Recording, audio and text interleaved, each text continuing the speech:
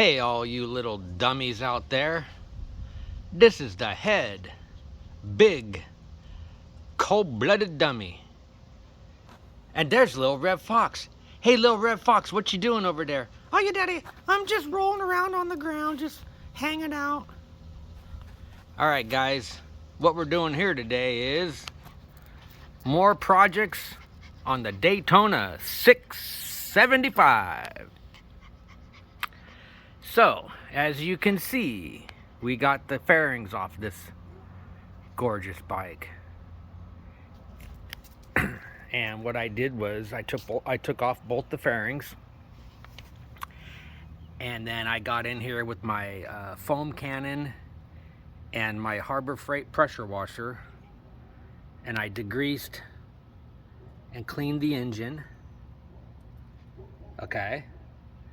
And then I got in there and I sprayed on my special engine and paint detailer. And this engine is gorgeous. So what we're doing here today is we repainted. These are the frame brackets for the frame sliders. Okay, so these go on here. Okay, so that'll blend in instead of the raw aluminum. Okay, and then I got some nylon washers to act as little spacers and stuff. And then I got some stainless steel washers for the bolts. And I did my spin bright on the bolts. Okay, come on, focus. There you go. So the bolts are all shined up and ready to reinstall. Another thing I did is I got me a set of LED headlight bulbs. I seen a guy on YouTube, and he was putting these on his Daytona 675. So I thought, well, the price was right, so I ordered those off of Amazon. So, and they come with the driver already built in and wired in, and everything will fit in behind the headlight bucket. It'll tuck all in there. So this will give me some big time brightness on the roads. So I got those, and then I got this little booger here. So this is, it's an LED flasher relay. So this plugs into you take out the old flasher relay and you plug this little booger in there, and then that fixes your hyper flash. So that brings it back to the normal. Okay. And then another thing we got here is we got another one. We got a new lower radiator grill opening, whatever you want to call this little thing here. The old one, the only thing I can think of was it came loose from the mounting pins and it fell back into the header and it melted. So this is the original one here that got melted, and then here's the brand new one from Triumph. So this is a Triumph part number. So I'm not gonna, if I can at all help it, I'm gonna buy all original Triumph parts for this bike. At least, for the OEM replacement parts.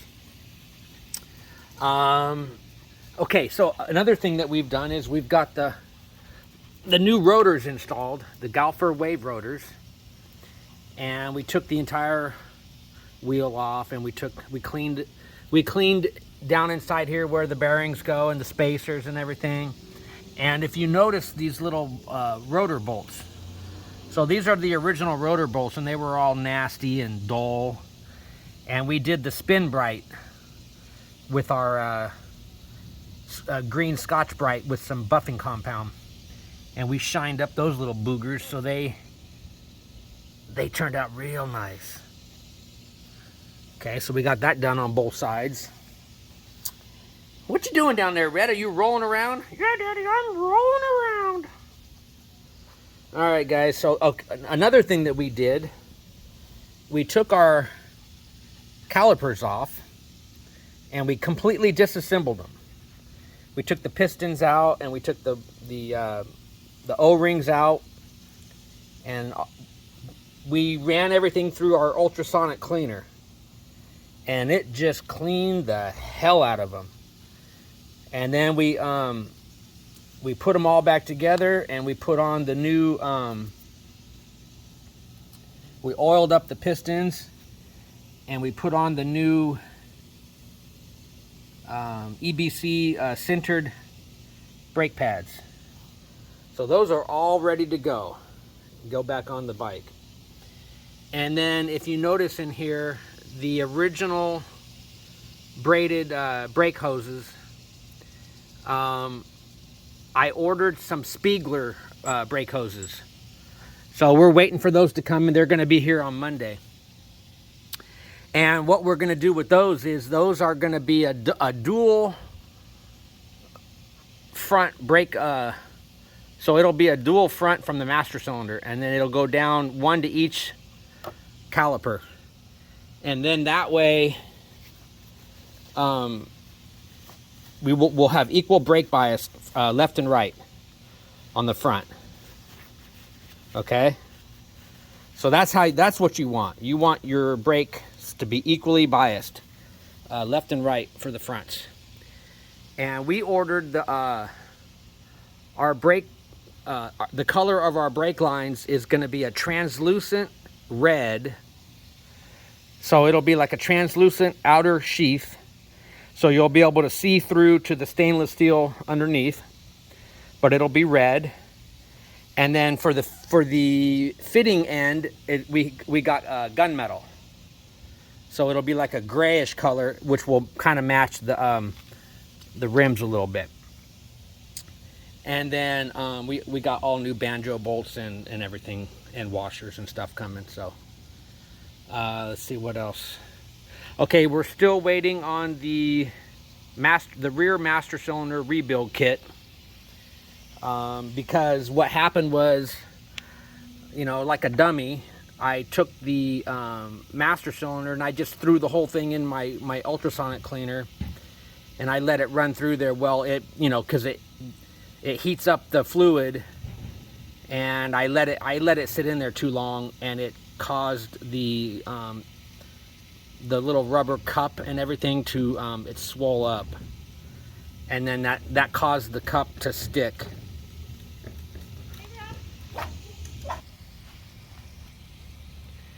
Okay, so yeah, what happened was the rubber cup got swollen, and then when I reassembled everything, the cup wouldn't slide smoothly inside there.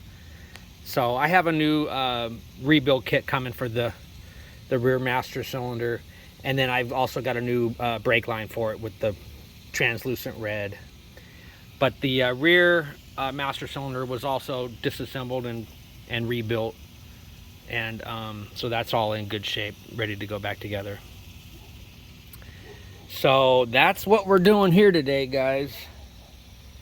I'm really impressed with the engine and the motor and everything, how it turned out, and it's going to really look nice with this bracket here painted black. It won't stand out, like a sore thumb. So, alrighty, we'll check back in with you guys in a little bit. All right, later, all you little gators out there. Hey, all you little dummies out there. This is the head, big, cold-blooded dummy. And there's little Red Fox. Hey, little Red Fox, say hi to all the little dummies out there. Oh, hi, all you little dummies. I hope everybody's having a great weekend. All right, Red, let's start talking turkey here. All right, guys, we are all done with our projects for now on the bike. So we got the brakes all done, front and rear. We got our Speigler race brake lines, and we've got all new rebuilt calipers and master cylinders, and everything is bled, and we are good to go. So we got the brake, front brakes are all bled and the rears are all done. One thing, when I was bleeding the brakes on this, because the master cylinder, both master cylinders were completely bone dry. Well, the entire system was bone dry. So I've got this cool little, it's called Mighty Vac. Let's see, where's the name? It's called Mighty Vac. I don't know if you might not be able to read that on there, but anyways, this is a vacuum assisted brake bleeding system. And you plug in your air compressor hose to it, and then it uses a Venturi effect to create a vacuum with this, using this little lever. And then this is the exhaust port here, and this is the suction port, and this is the air inlet port. Okay, and then it comes with several different hose attachments. You've got this hose here, which is basically just a fluid transfer, like you can suck fluid from a container or whatever, from a vessel, and it just plugs into the port right here. It's got a quick disconnect on here. Okay, and then you just boom, pop it off, and then this is the attachment for doing the actual brake bleeding. It's got the little rubber hose attachment. So what I did was I topped off the master cylinders, and then I attach to the bleeder nipple down here, the bleeder valve, I attach a wrench, and then I attach the suction hose, and it creates an airtight seal around here. Okay, and then what you do is you pull a vacuum and you crack it loose, and then you pull down your fluid level. You'll watch the fluid level start to drop, and just before it gets to the low fill line here, you close the valve off, and you do that several times back and forth on each caliper, and then that will get your master cylinder it'll start to firm up. Okay, and then to finish the bleed, you're going to do your pump technique. So you're going to pump it real quick, like 4 or 5 times, 3, 4, 5 times, and hold it. And then you'll put your little vacuum tube nipple on there, and then you'll crack the valve open, and then this will go all the way down to the handlebar. And then obviously, you guys know how to do it. You close the valve, the bleeder valve, before you release the lever. You do that both sides, front and rear, and you always want to, check and top off your fluid reservoir. On the rear master cylinder, I was able to just do the manual pump, and I was able to get the fluid to flow. So I was able to get that done without using the little Mighty Vac. But, the Mighty Vac is a great tool to have. All right, so that's done. And let's see, what else did we do? So this is the race version of the Speigler brake line. So it's got a left and a right, independent. And when it comes out of the master cylinder, it doesn't have the same bend as it did from the factory. So they tell you in their instructions, they say, I don't know if you can see up inside here, but there is on the bottom of the brake lever. Where's the brake lever? Okay, there it is. On the bottom of the brake lever, there's a little flat piece, and it comes out, and what it does is it hits the brake light switch, and that's what activates the brake lights. Well, they say in the instructions, oh, you got to cut that piece off. So basically, you're not going to have brake lights. And so I called down there to the Speigler USA, and they're like, oh yeah, this is a race setup. You know, you gotta da da da da da. And I was like, no, there's got to be a way.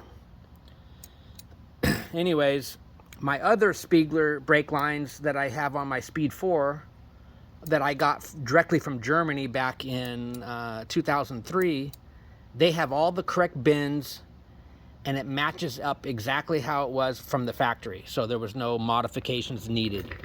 And if you look down here, see how this doesn't even come over and line up with the clip on the fender? And the guy said, oh, well, they do that for a reason. They make it so that way that the bike has more, the brake hose has more travel, because under race conditions, you're gonna collapse the front end harder.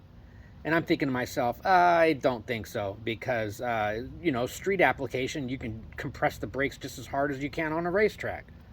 So that doesn't make any sense at all. So rather than send these back and da-da-da, I just went ahead and I'm going to live with this the way this is down here. I'm just going to get a little plug cap and glue it on here. Maybe a little dab of silicone.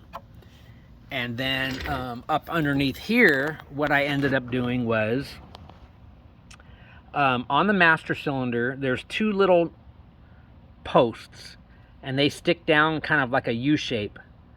And that's what the brake line, the hard part of the brake hose, it's supposed to slot up into that little U-shaped channel. Well, if you use that U-shaped channel, this bend will interfere with the fork tube. So what I ended up doing was I cut off one of those little posts. They're made out of aluminum. It's made out of aluminum. I cut it off, and it's the post facing most towards the front of the bike. And what that allows you to do is it allows you to push this over enough so that it will clear that little lever underneath here for the brake switch, and then it will give you the clearance you need for the fork tube. So that's the remedy. So that way you can use these brake lines with the factory master cylinder and the factory brake lever and still have a functional brake light. So I found a way around their system. So, and I'm not really knocking on Speigler, but I don't understand why they can't just use the correct bend on the hard part of the brake line where it comes out of the master cylinder. So, but anyways, okay, so what else are we gonna do here on this bike? So we got the front and rear done, and let's see, come around to this side, we got the chain all back and torqued down, the axle, and we got it all adjusted, the tension. Okay, and I went ahead and I disconnected the vacuum canister, the charcoal canister. I've always had problems with charcoal canisters. They all plug up and everything, and then it gives you back pressure inside the motor, and you know, in the fuel system and the gas tank, and they're just a nightmare.